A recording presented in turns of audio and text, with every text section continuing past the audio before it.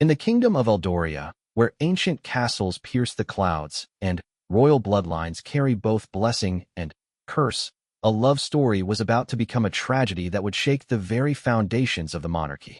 Crown Prince Alexander and Princess Isabella had captured the hearts of millions with their fairy tale romance.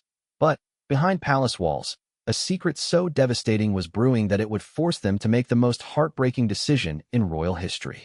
What happens when duty and love collide so violently that even a crown cannot protect what matters most? When the very institution meant to preserve their happiness becomes the weapon that destroys it.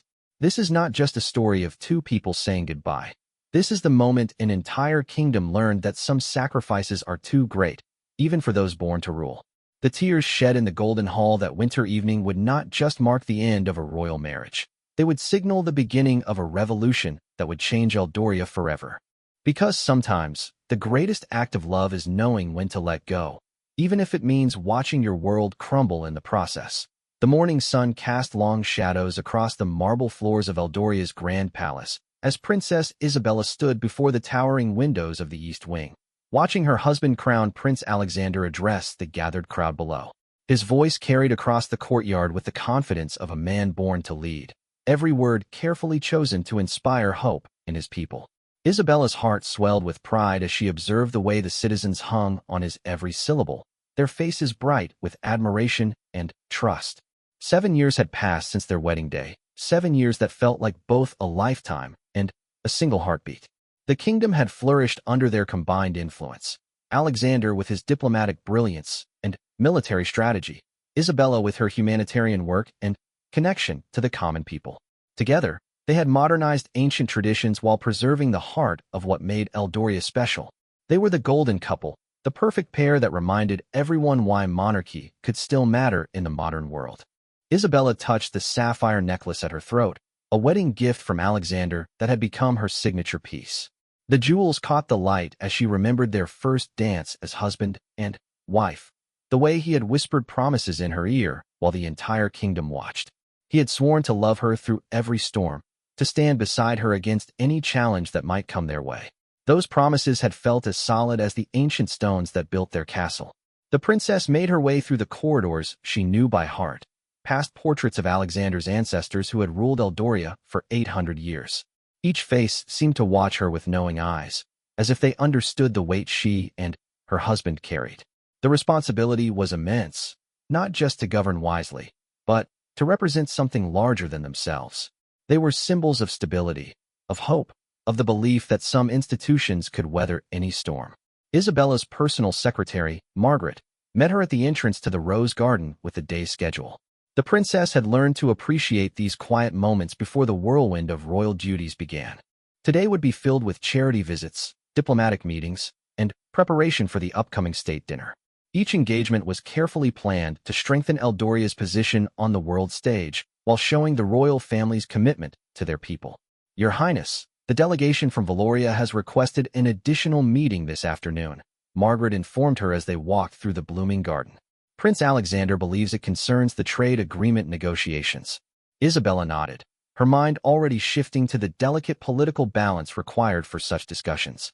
Valoria had been Eldoria's closest ally for generations, but recent economic pressures had strained the relationship. Alexander had been working tirelessly to find solutions that would benefit both kingdoms without compromising Eldoria's sovereignty. It was exactly the kind of challenge that showcased his diplomatic skills and reminded Isabella why she had fallen in love with his brilliant mind. As they continued through the garden, Isabella's thoughts drifted to the private conversation she and Alexander had shared the night before.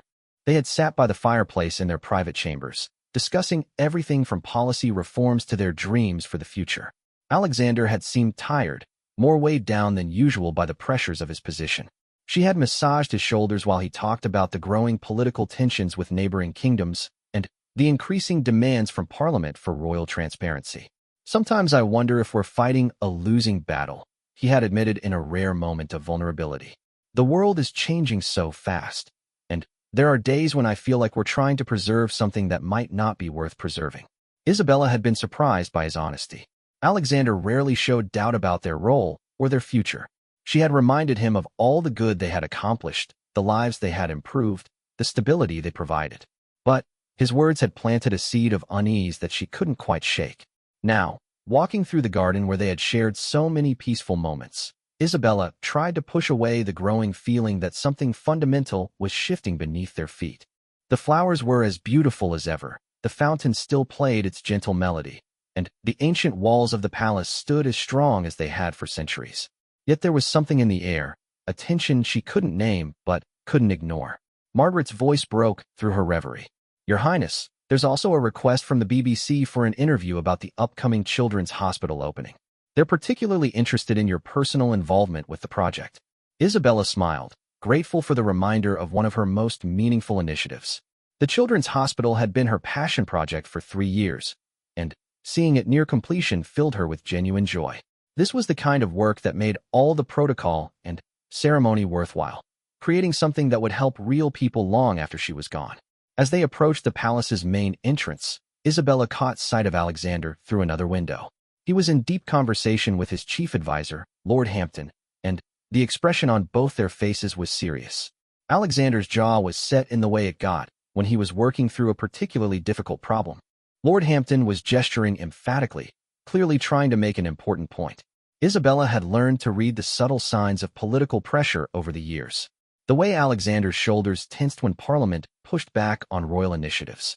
The slight tightening around his eyes when foreign diplomats delivered difficult news. The careful control he maintained over his expression during public appearances, no matter what storms might be raging behind the scenes. But there was something different about the scene she was witnessing now. Alexander looked not just concerned, but genuinely troubled, as if Lord Hampton was sharing news that challenged everything they thought they knew about their situation. Isabella made a mental note to ask her husband about the conversation when they had privacy later that evening. The afternoon passed in its usual blur of carefully orchestrated activities. Isabella visited a local school where she read to children and discussed their education programs with teachers and administrators. The children's excitement was infectious, their genuine delight at seeing a real princess reminding her why public service mattered. These moments of connection with ordinary citizens always recharged her spirit and reinforced her sense of purpose. During the drive back to the palace, Isabella's phone buzzed with a text from Alexander. "Emergency cabinet meeting called. Dinner will be delayed. Love you." The message was typical of their busy lives, but something about the timing and the mention of an emergency meeting added to her growing unease. That evening, Isabella dined alone in their private quarters, the large dining table feeling emptier than usual. She tried to focus on her book, a biography of Queen Victoria that she had been enjoying, but her mind kept wandering to Alexander's absence and the serious conversation she had witnessed earlier. When she finally heard his footsteps in the hallway well past midnight, she was still awake, waiting. Alexander entered their bedroom looking exhausted in a way she hadn't seen before. His usually perfect posture was slightly slumped, and there were lines of stress around his eyes that seemed to have appeared overnight. He moved slowly as he prepared for bed, his usual efficient routine replaced by the careful movements of someone carrying a heavy burden. "How was the meeting?" Isabella asked gently, not wanting to pressure him, but unable to contain her concern completely. Alexander paused in the middle of removing his tie, his eyes meeting hers in the mirror. For a moment, she thought he might share whatever was troubling him.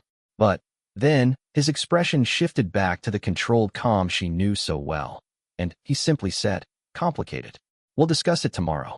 As Isabella lay beside her husband that night, listening to his uncharacteristically restless breathing, she couldn't shake the feeling that their world was about to change in ways they couldn't predict or control. The palace that had always felt like a sanctuary suddenly seemed fragile, as if the very walls that protected them might not be strong enough for what was coming. Outside their windows, the kingdom of Eldoria slept peacefully under starlit skies, trusting in the stability and wisdom of their royal family. Citizens went to bed believing in the fairy tale they had watched unfold for 7 years, confident that their golden couple would continue to guide them through whatever challenges lay ahead. But inside the ancient walls of the grand palace, in the private chambers where crowns were set aside and royal masks could finally be removed, 2 people who loved each other and their kingdom with equal devotion were about to discover that sometimes love and duty don't align as perfectly as fairy tales suggest. Sometimes the very foundations upon which a life is built can shift without warning, leaving even those born to rule scrambling to find their footing in a world that no longer makes sense. Isabella drifted off to sleep with Alexander's hand in hers, holding tight to the connection that had sustained them through 7 years of public scrutiny and private challenges. Neither of them knew that this would be among their last nights of innocent sleep, before the revelation that would force them to choose between the love that defined them and the duty that had shaped their entire lives. The palace settled into its nighttime rhythm, ancient stones holding centuries of secrets while the newest chapter in Eldoria's royal story prepared to unfold. In the morning, the sun would rise on what appeared to be another ordinary day in the life of the kingdom's beloved rulers. But appearances, as Isabella and Alexander were about to learn, could be devastatingly deceiving. The revelation came on a Tuesday morning that started like any other. Isabella was reviewing architectural plans for the new children's hospital when Alexander's private secretary, James, knocked on her study door with an expression that immediately put her on alert. James had worked for the royal family for 15 years and had mastered the art of maintaining composure under pressure. But today his usual professional calm was noticeably strained. "Your Highness, His Royal Highness requests your immediate presence in the secure conference room," James said, his voice carefully neutral despite the tension Isabella could see in his shoulders. The secure conference room was reserved for the most sensitive discussions, the kind that involved state secrets or family crises that could never be allowed to reach the public. Isabella's heart began to race as she followed James through corridors she had walked thousands of times, but that suddenly felt unfamiliar and ominous.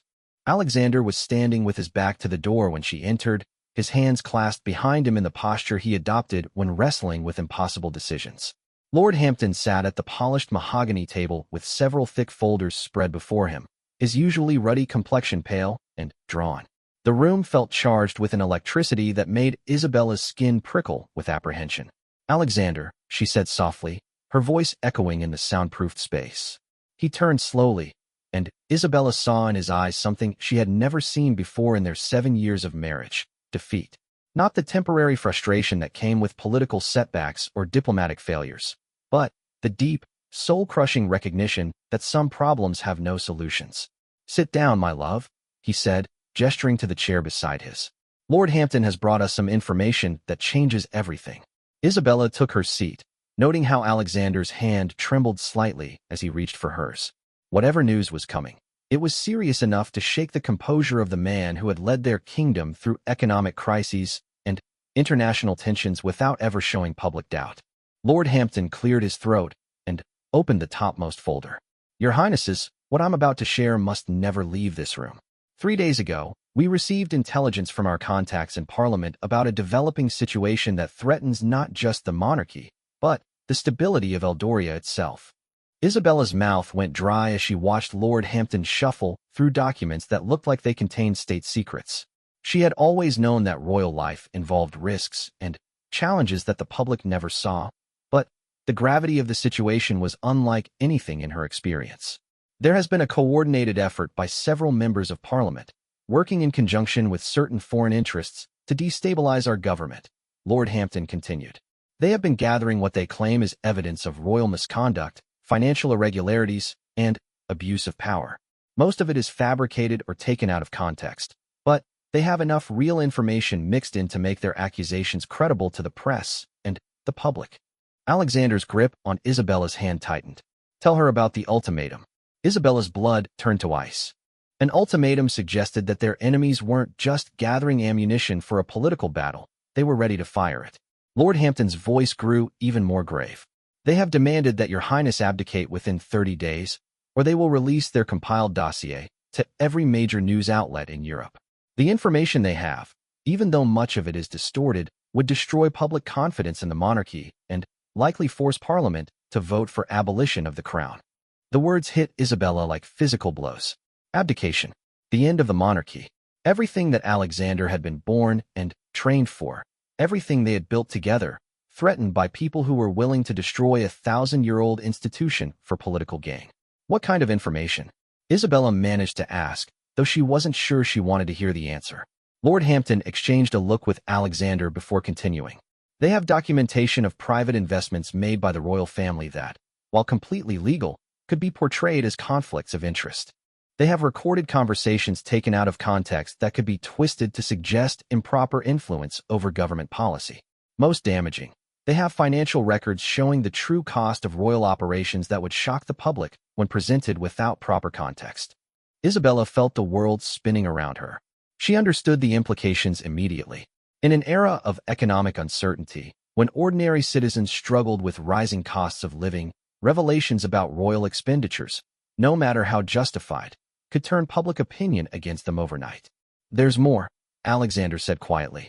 "They've also been investigating our personal lives, looking for anything that could be used to suggest that we're unfit to represent the moral values of the kingdom." Isabella's cheeks burned with anger and humiliation. The idea that their private moments, their personal struggles, and intimate conversations had been examined and judged by people with political agendas made her feel violated in ways she couldn't articulate. "They found nothing truly scandalous," Lord Hampton assured her. "But they don't need scandals. They need doubt. A few carefully chosen moments, a few private arguments between you and His Highness taken out of context, some routine royal protocols portrayed as excessive privilege. It's enough to build a narrative that would be impossible to counter once it reaches the public." Isabella looked at her husband, seeing her own devastation reflected in his eyes. "What are our options?" The silence that followed her question was answer enough, but Alexander forced himself to speak the words aloud. "We can fight, and likely lose everything including the monarchy itself, leaving Eldoria vulnerable to political chaos and foreign interference. Or we can choose to step aside," Isabella finished, the words tasting like poison in her mouth. Lord Hampton leaned forward earnestly. "Your Highnesses, if you were to abdicate voluntarily, you could frame it as a personal decision to pursue private life. The monarchy could continue with Prince Edward, and the institution would survive. If you fight and lose, everything ends. Not just your reign, but the crown itself." Isabella understood the cruel mathematics of the situation immediately. By destroying themselves, they could save the institution they had devoted their lives to serving. By sacrificing their marriage to the crown, they could preserve the crown for future generations. "How long do we have to decide?" Alexander asked, though they all knew the answer. 2 weeks, Lord Hampton replied. They want a decision in 2 weeks, and the abdication ceremony would need to happen within the 30-day deadline. The room fell silent except for the ticking of the antique clock on the mantel, each second marking time toward an impossible choice. Isabella stared at the folders full of evidence that their enemies had compiled, thinking about all the good work that would be undone, all the people who depended on the stability the monarchy provided. But, more than that, she thought about Alexander, the man who had never wanted anything more than to serve his people, who had shaped his entire identity around being worthy of the crown he would inherit. How could she ask him to give up everything he had been born to do? How could he ask the same of her? "We need to consider the broader implications," Alexander said finally, his voice steady despite the tremor in his hands. "If the monarchy falls, it's not just about us. Parliament becomes more vulnerable to external pressure. Our international alliances weaken. The economic stability that comes from having a constitutional monarchy disappears." Isabella knew he was right, but the practical considerations felt overwhelming when weighed against the personal cost. What happens to us if we abdicate? Where do we go? What do we become? It was a question that revealed the depth of their dilemma. They had both been royal for so long that they barely remembered who they might be without titles and responsibilities. Their entire adult relationship had been shaped by public duty and royal protocol. Could their love survive the loss of everything that had brought them together and defined their shared purpose? "There are provisions for former royals," Lord Hampton said carefully. "You would retain certain privileges and security protections, but you would essentially become private citizens. You could travel, pursue careers, have the privacy you've never been able to experience." The words were meant to be reassuring, but they highlighted how little they knew about life outside the palace walls. Isabella had been a princess for 7 years, and before that had been preparing to become one. Alexander had never known anything but royal duty. The idea of being ordinary citizens felt as foreign and frightening as moving to another planet. "I need some time to think," Isabella said, standing abruptly. I need to process this." Alexander nodded, understanding that they both needed space to absorb the magnitude of what they were facing. "We'll meet again tomorrow morning to discuss our options."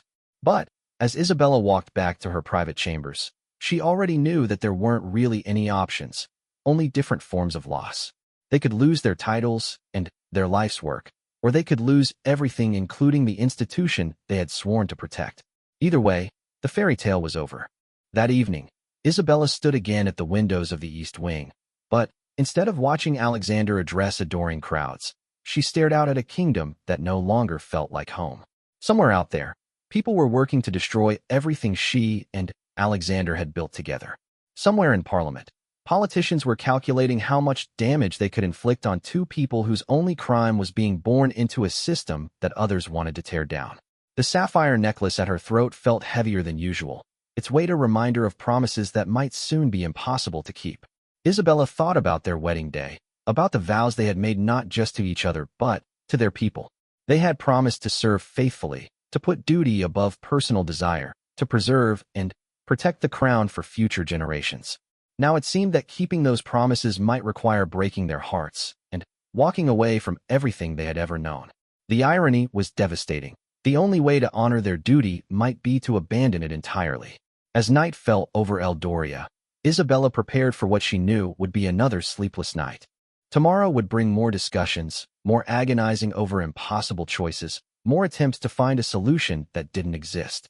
But tonight, she allowed herself to grieve for the life she was about to lose and the dreams that were crumbling around her. In the distance, the lights of the capital city twinkled peacefully, citizens going about their evening routines with no idea that their world was about to change forever. Isabella wondered how many of them truly cared about preserving the monarchy, and how many would support her and Alexander if they knew the truth about what was happening behind palace walls. But those were questions that might never be answered, because the one thing she and Alexander could not do was burden their people with the knowledge of how close they had come to losing everything. Whatever they decided, they would have to bear the consequences alone, protecting their kingdom's peace of mind even as their own world fell apart. The princess pulled the curtains closed and turned away from the window, steeling herself for the hardest decisions of her life. The following days passed in a blur of secret meetings, hushed conversations, and careful analysis of options that all led to the same devastating conclusion. Isabella found herself walking through the palace like a ghost, maintaining her public appearances while her private world crumbled. Every smile for the cameras felt like a lie, every wave to the crowds like a betrayal of what she knew was coming. Alexander threw himself into research, spending hours with constitutional lawyers and political advisors, desperately searching for a legal loophole or strategic maneuver that might save them. Isabella would find him in the library at 3 a.m, surrounded by centuries-old documents and modern legal texts, his hair disheveled, his eyes red with exhaustion. But each new consultation only confirmed what they already knew. Their enemies had chosen their timing and their strategy too carefully. There has to be something, Alexander muttered during one of their private strategy sessions. 800 years of royal precedent, and there's no mechanism to protect the crown from this kind of coordinated attack. Sir Edmund Blackwood, the royal family's most senior legal advisor, shook his head gravely. Your Highness, the beauty of our constitutional system has always been its flexibility and responsiveness to public will. But that same flexibility makes it vulnerable when public opinion can be manipulated through selective information and emotional manipulation. Isabella watched her husband pace the room like a caged lion, his usual grace replaced by the restless energy of a man fighting against fate itself. She understood his desperation. Alexander had been groomed for kingship since childhood, shaped by tutors and advisors who taught him to see every problem as solvable through proper preparation and strategic thinking.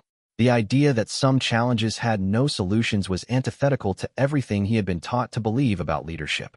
What about going public first? Isabella suggested during one particularly frustrating session. If we release the information ourselves, with proper context, couldn't we control the narrative? Lord Hampton shifted uncomfortably in his chair. Your Highness, we've considered that option extensively. The problem is that once the information is public, context becomes secondary to emotion. People will focus on the most sensational elements regardless of how we frame them. And our enemies have prepared counter-narratives for every possible explanation we might offer. The sophistication of the attack was what made it so devastating. This wasn't a simple scandal or a single accusation that could be addressed and refuted. It was a comprehensive assault on their credibility, their character, and their right to rule orchestrated by people who understood exactly how modern media cycles and public opinion operated. Isabella's phone buzzed with a message from her private secretary about the upcoming charity gala for children's education. The event had been planned for months, with elaborate preparations involving hundreds of staff members and thousands of invited guests. The irony of continuing to plan for a future that might not exist felt surreal, but royal protocol demanded that they maintain normalcy until the very last moment.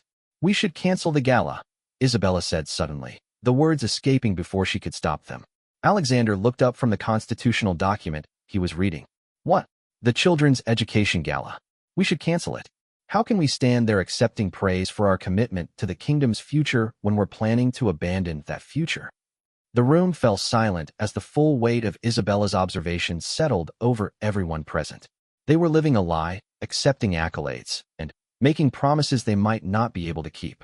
Every public appearance was becoming an act of deception, no matter how necessary that deception might be for maintaining stability. "We can't cancel," Alexander said quietly. "Canceling would raise questions we're not prepared to answer. And if we do decide to, if we take the other path, this gala might be our last opportunity to do something meaningful for the causes we care about."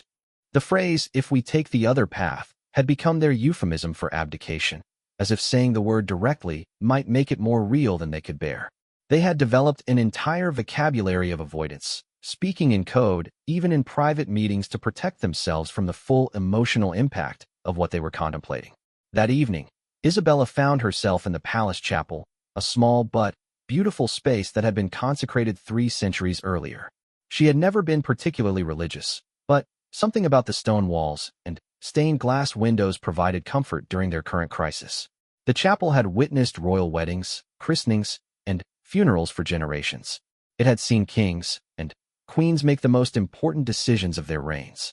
Alexander found her there, kneeling in the front pew with her hands clasped in prayer or contemplation. He slid in beside her without speaking, his presence providing the kind of comfort that words couldn't offer. They sat together in the flickering candlelight, 2 people who had shared everything, facing the possibility that sharing might soon become impossible.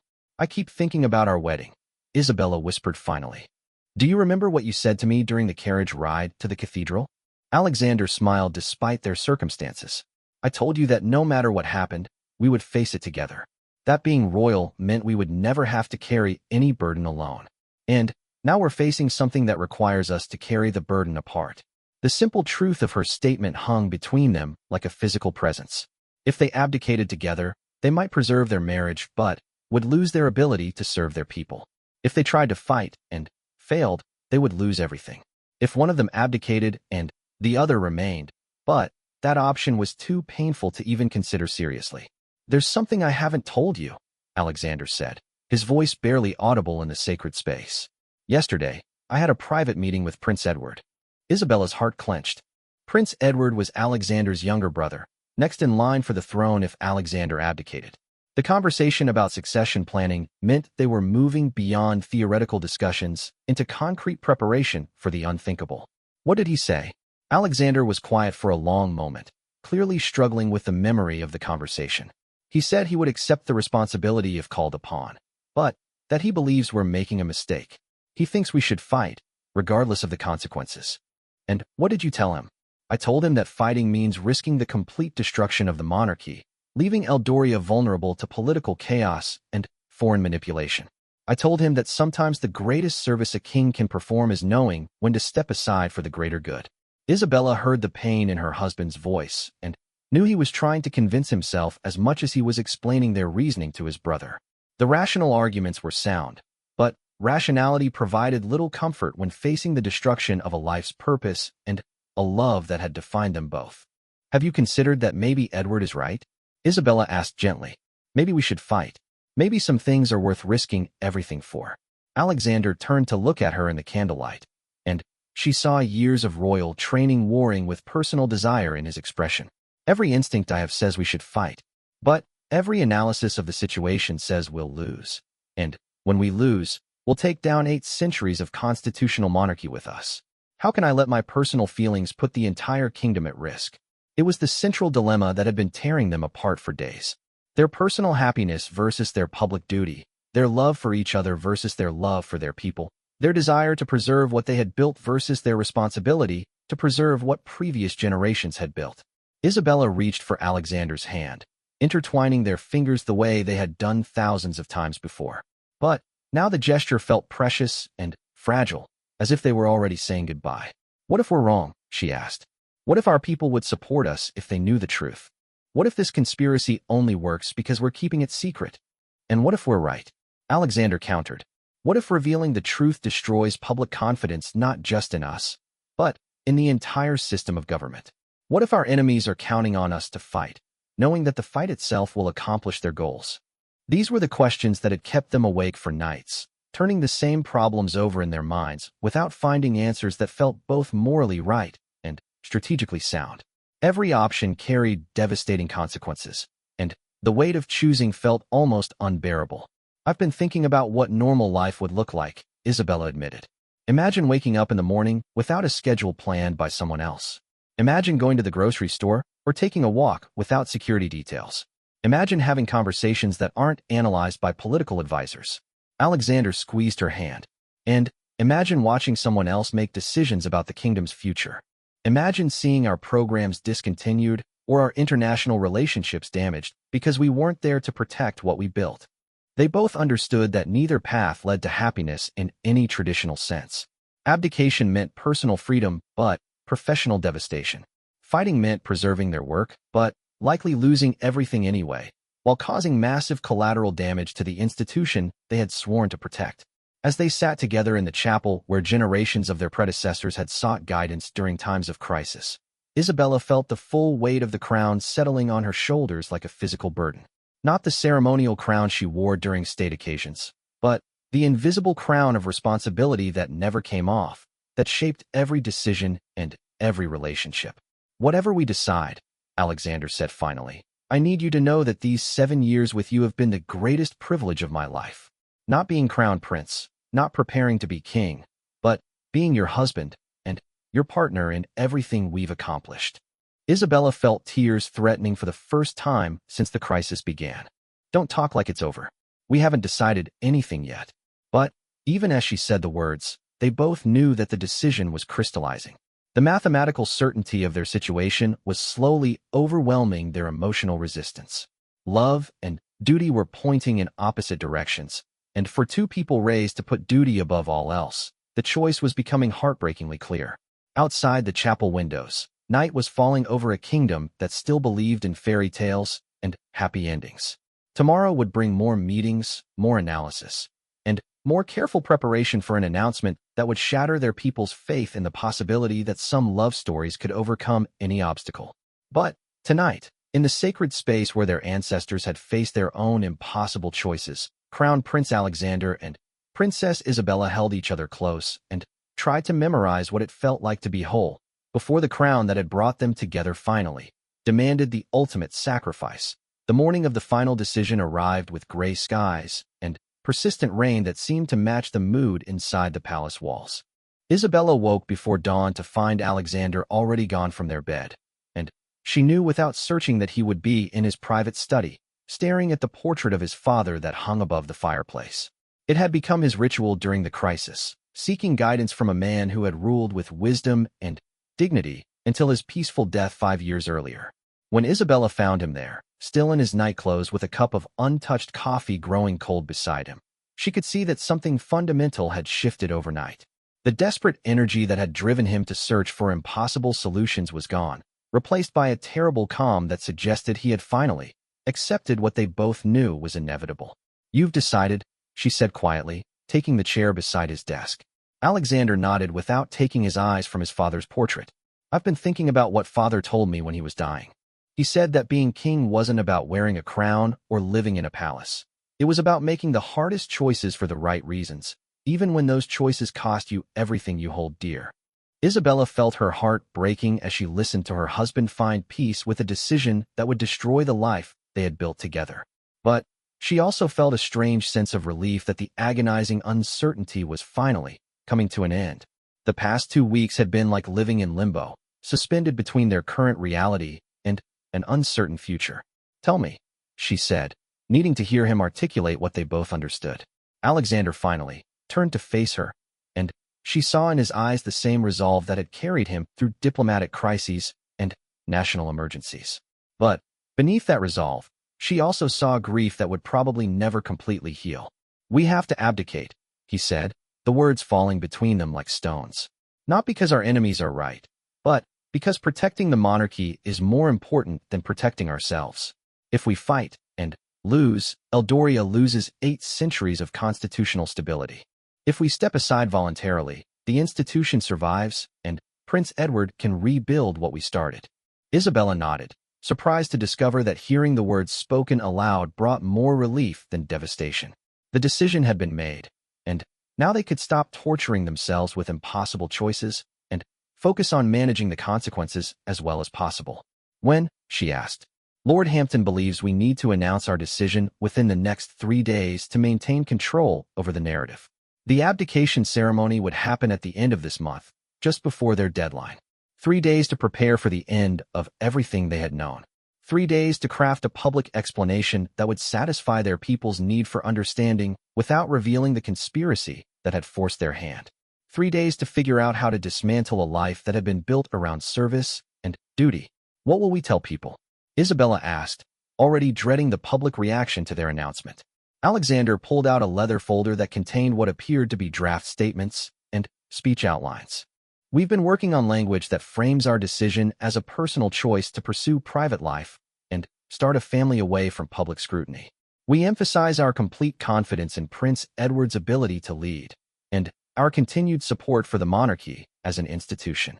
Isabella reviewed the draft materials, noting how carefully the language had been crafted to suggest that abdication was something they wanted rather than something that had been forced upon them. The fiction was necessary to protect both the monarchy and their people's faith in the system, but it felt like one final betrayal of the authenticity that had defined their relationship with the public. "And after the ceremony? Where do we go? What do we become?" Alexander's expression softened as he shifted from discussing public strategy to personal reality. "There's a private estate in Scotland that the royal family has maintained for situations like this.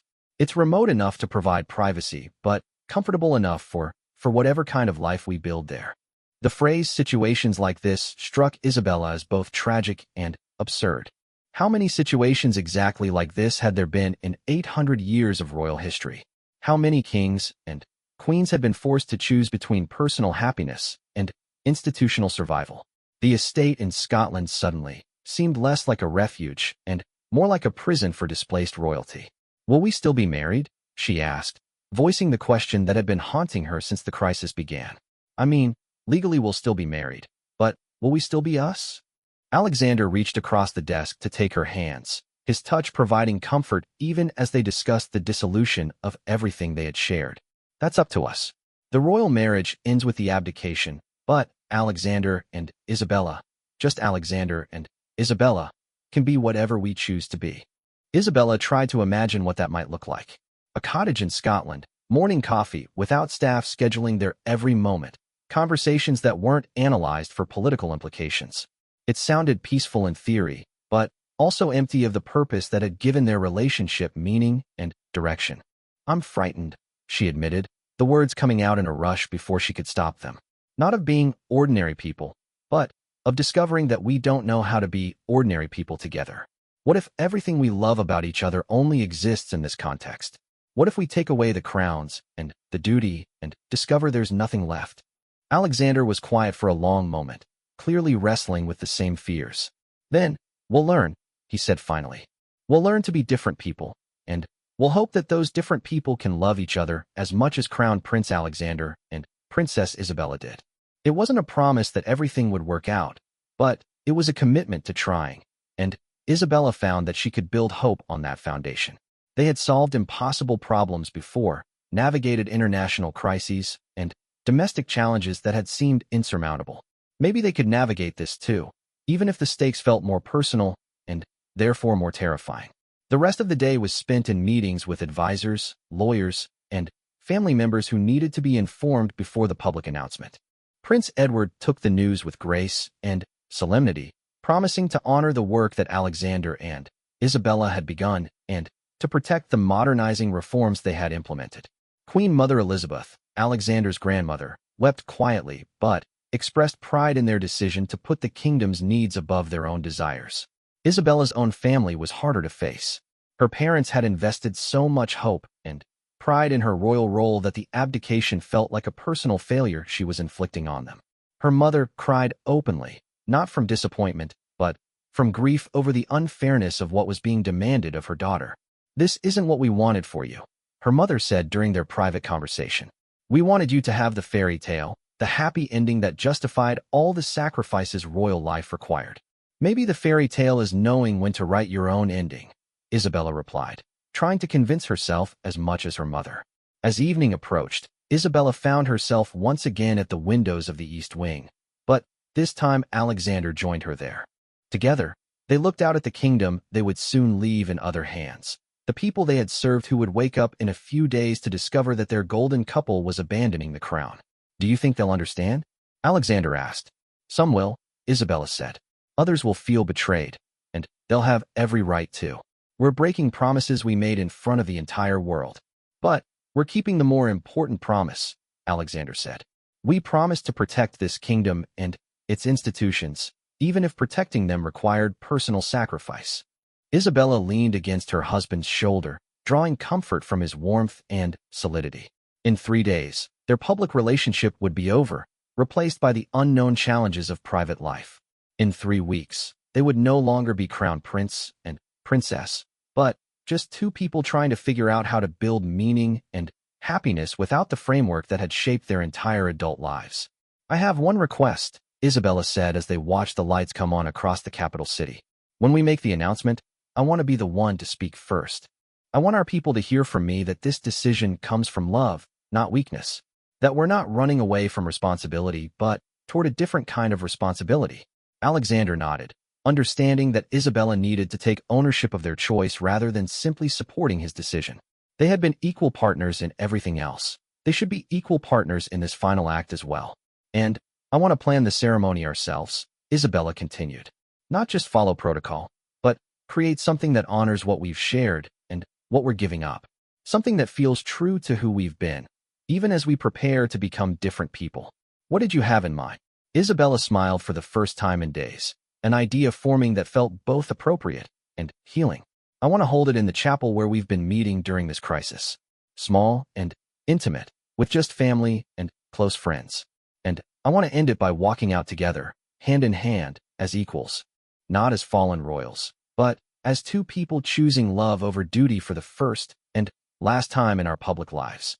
Alexander pulled her closer, and Isabella could feel some of his tension releasing as they began to envision their goodbye not as a defeat, but as a choice made with dignity and mutual respect. It wouldn't be the ending anyone had expected for their story, but it would be honest and brave and entirely their own. Outside their window, the kingdom of Eldoria settled into another peaceful evening, citizens going about their lives with no idea that their world was about to change forever. Tomorrow would bring the careful choreography of preparing for an announcement that would shock the nation and the world. But tonight, in their final hours as the people they had been for 7 years, Alexander and Isabella held each other and tried to find courage for the uncertain future they were choosing together. The crown that had brought them together would soon demand its final sacrifice, but they would meet that demand with grace and dignity, proving that sometimes the greatest act of service is knowing when to step aside for something larger than yourself. Their fairy tale was ending, but their love story was about to begin a new chapter, written without scripts or advisors or the weight of centuries pressing down upon them. It wouldn't be easy, and it wouldn't be the life anyone had expected for them. But it would be theirs. The morning of the announcement dawned clear and bright, as if the kingdom itself was oblivious to the storm about to break across its peaceful landscape. Isabella woke early and spent an hour alone in her private sitting room, holding the sapphire necklace that had become her signature piece and remembering the night Alexander had given it to her. She would wear it today, for the last time as Princess Isabella of Eldoria, as a reminder of the promises they had kept and the love that would survive even this ultimate test. The press conference was scheduled for 11 o'clock in the morning, giving them enough time to personally inform key government officials and allies before the news became public.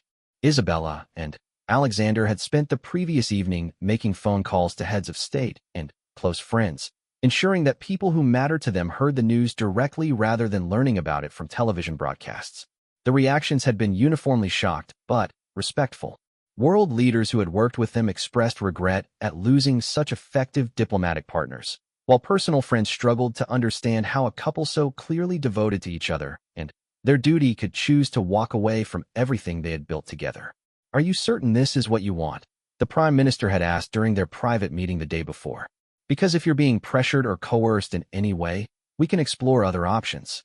Isabella and Alexander had maintained their agreed-upon story that the decision was personal and voluntary, driven by a desire for privacy and the opportunity to start a family away from public scrutiny. The fiction was necessary to protect both the monarchy and the people who would be devastated to learn how close they had come to losing their constitutional system entirely. Now, standing in the private chapel where they had made their final decision, Isabella felt a strange sense of peace settling over her. The hardest choice had been made. Everything that followed would be simply execution of that choice. The uncertainty that had tortured them for weeks was gone, replaced by the clarity that came from accepting the inevitable. Alexander stood beside her wearing his formal military uniform, every decoration and medal a reminder of his service to country and crown. Isabella had chosen a simple but elegant blue dress that complemented her sapphire necklace, wanting to project both dignity and accessibility for what would be her final public appearance as a member of the royal family. "Are you ready?" Alexander asked, offering his arm in the gesture that had become second nature after 7 years of public appearances together. "No," Isabella replied honestly, taking his arm anyway. "But I don't think anyone could be ready for this." They walked together through corridors they would never again traverse as prince and princess, past portraits of ancestors who had faced their own crises and challenges, but who had ultimately preserved the crown for future generations. Today, Alexander and Isabella would break that chain of succession, but they would do so to ensure that the chain itself survived. The Golden Hall had been chosen for the announcement because of its historical significance and its ability to accommodate both the gathered press and the official witnesses who needed to be present. Isabella was struck by how familiar yet foreign the space felt. She had given dozens of speeches in this room, but none that would fundamentally alter the course of her life and the lives of everyone she served. Lord Hampton was waiting near the podium with the carefully prepared statements they had crafted together. The document contained all the official language about personal choices and continued support for the monarchy, but Isabella knew that the words that mattered most would be the ones she and Alexander spoke from their hearts. As the cameras rolled and photographers captured what they didn't yet know would be historic images, Isabella stepped forward to address the nation and the world for the final time as Princess Isabella of Eldoria. "My fellow citizens of Eldoria and friends around the world," she began, her voice steady despite the magnitude of what she was about to announce. "Prince Alexander and I have asked you here today to share a decision that has been the most difficult of our lives, but which we believe is the right choice for our kingdom and our people." She paused, seeing the confused and worried expressions on the faces of the journalists and officials gathered before her. They had expected a routine announcement about policy initiatives or upcoming royal engagements, not the bombshell that was about to fundamentally alter their understanding of the royal family's future. "After much careful consideration and private consultation with our family and advisors, Prince Alexander and I have decided to abdicate our positions and step back from royal duties, effective at the end of this month." The reaction was immediate and dramatic. Gasps echoed through the Golden Hall, cameras flashed frantically, and several journalists began speaking urgently into their phones. Isabella waited for the initial shock to settle before continuing with the explanation they had so carefully prepared. "This decision comes from our deep love for Eldoria and our profound respect for the institution of constitutional monarchy.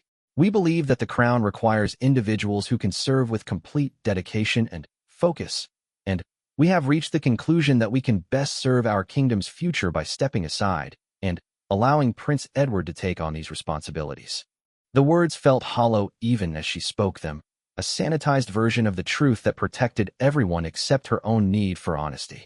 But Isabella had accepted that this final service to her people would require one last performance, one last sacrifice of personal authenticity for the greater good. Alexander stepped forward to join her at the podium, his presence providing strength as they faced the hardest moment of their public life together. Isabella speaks for both of us when she says this decision comes from love, Alexander said, his voice carrying the authority that had made him such an effective leader. Love for our people, love for our institutions, and love for each other. We believe that sometimes the greatest service leaders can provide is knowing when to pass that service to others who can carry it forward with fresh energy and perspective. Prince Edward has our complete confidence and support, Isabella continued, looking directly into the cameras that would carry their message to millions of people around the world. The programs and initiatives we have been proud to champion will continue under his leadership, and we trust that he will build upon the foundation we have tried to establish together. The questions began immediately, reporters shouting inquiries about their future plans, the reasons for their decision, and the implications for the monarchy.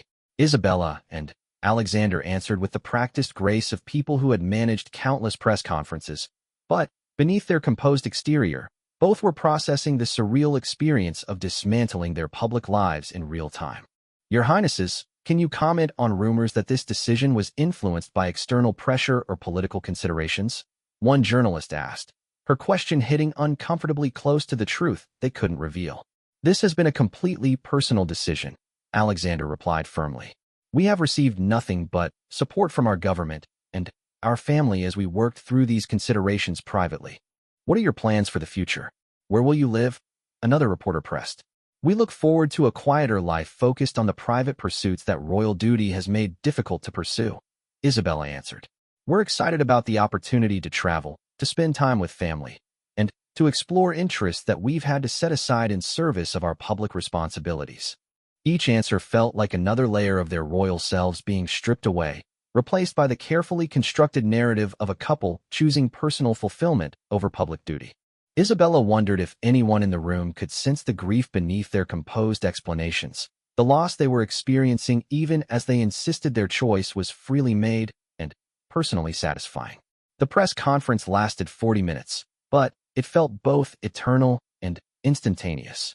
When Lord Hampton finally stepped forward to announce that there would be no further questions, Isabella felt a mixture of relief and finality that was almost overwhelming. They had done it. They had announced the end of their royal lives without revealing the conspiracy that had forced their hand, protecting their people from the knowledge of how close they had come to losing everything. But the hardest part was still ahead. The abdication ceremony 3 weeks later was everything Isabella had hoped it would be: intimate, dignified, and true to the relationship she and Alexander had shared as both royals and partners. The small chapel was filled with family and close friends, people who had supported them through the challenges of royal life, and who would continue to love them as they navigated whatever came next. Prince Edward stood ready to accept the responsibilities they were relinquishing, his expression solemn but determined as he prepared to inherit a crown he had never expected to wear. Queen Mother Elizabeth watched with tears in her eyes as her grandson and his wife formally ended their service to the crown she had served for 87 years. Isabella's own parents sat in the front row, their faces showing the pride and grief that came from watching their daughter sacrifice everything she had worked for in service of principles larger than herself. Her mother had stopped questioning the decision after seeing the peace that had settled over Isabella once the choice was made, but her father still looked like he wanted to fight the forces that had driven his daughter from the palace. As the formal ceremony concluded and the ancient words of abdication were spoken for the first time in 3 centuries, Isabella felt an unexpected lightness settling over her. The weight of the crown she had worn, literally and figuratively, for 7 years was finally lifting from her shoulders, leaving her free to discover who she might be without it. The moment Isabella had envisioned for weeks finally arrived as she and Alexander walked hand in hand from the chapel where they had made their final decision as royals. They were no longer crowned Prince Alexander and Princess Isabella, but simply Alexander and Isabella, 2 people who had loved deeply enough to sacrifice everything for that love and for the greater good. Outside the chapel, a car waited to take them away from the palace that had been their home, away from the life that had defined them, toward an uncertain future that would test everything they thought they knew about themselves and each other. As they drove through the gates of the Grand Palace for the last time as residents, Isabella looked back at the ancient stones that had sheltered 8 centuries of royal families. The palace would continue without them, hosting new celebrations, and weathering new crises under Prince Edward's leadership. The institution would survive, strengthened perhaps by the reminder that even crowns could be sacrificed when circumstances demanded it. Alexander reached for her hand as the palace disappeared behind them, and Isabella felt the touch of her husband rather than her royal partner for the first time in years. They had work to do, the work of discovering whether their love could survive the loss of everything that had brought them together, whether they could build happiness on the foundation of shared sacrifice rather than shared duty. It wouldn't be easy. There would be difficult days when they questioned their choice, lonely moments when they missed the sense of purpose that royal service had provided, and challenging times when they had to learn how to be ordinary people after a lifetime of extraordinary responsibility. But they would face those challenges together, as equals, without the weight of crowns or the burden of public scrutiny. They had given their kingdom the greatest gift they could offer, the preservation of an institution that had provided stability and continuity for nearly a millennium. Now they could give each other the gift of discovery, the chance to find out who Alexander and Isabella might become when freed from the roles that had defined them. As their car carried them toward a small estate in Scotland where they could begin the next chapter of their story, Isabella squeezed Alexander's hand and smiled. They had lost their titles, their public roles, and their carefully planned future. But they had kept their love, their integrity, and their commitment to serving something larger than themselves. The fairy tale was over, but the love story was just beginning.